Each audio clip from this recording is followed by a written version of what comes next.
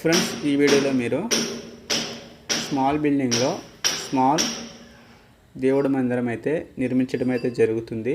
Friends, అయితే ఈ దేవుడి మందిరం వచ్చేసి 2 అరలుగా సెట్ చేయడం అయితే జరుగుతుంది.